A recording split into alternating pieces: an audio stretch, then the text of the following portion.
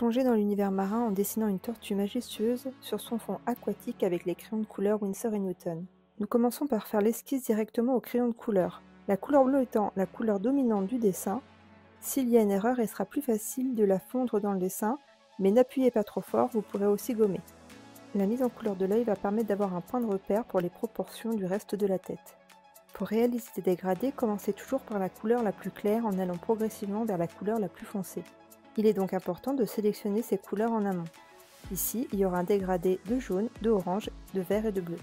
Un petit détail est important, c'est d'avoir aussi des mines bien taillées, surtout pour dessiner les détails.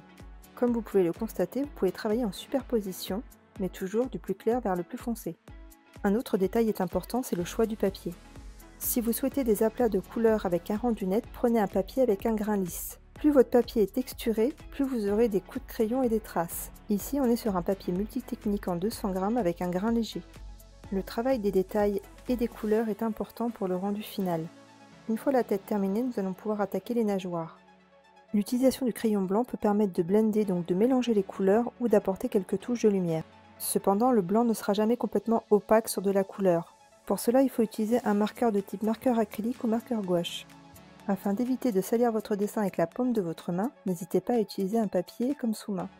Pour un aplat tout en légèreté, j'utilise la tranche de la mine. Une fois mon fond fait, je vais aller appliquer ma couleur plus foncée progressivement. Puis la teinte encore au-dessus. N'hésitez pas à fondre les démarcations avec la couleur de base. La technique du dégradé va être utilisée aussi pour les nageoires, ce qui va donner de la profondeur à chaque écaille. Une fois la tortue terminée, nous allons pouvoir attaquer le fond marin. C'est la partie la plus facile, vous allez pouvoir laisser libre cours à votre imagination.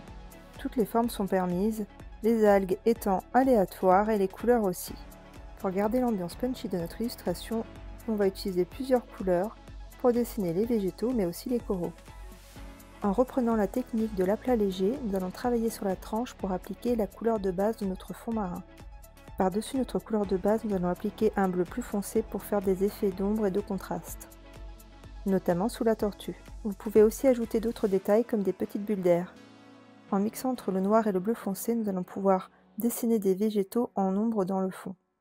Et voilà le rendu final de notre tortue, tout en couleur.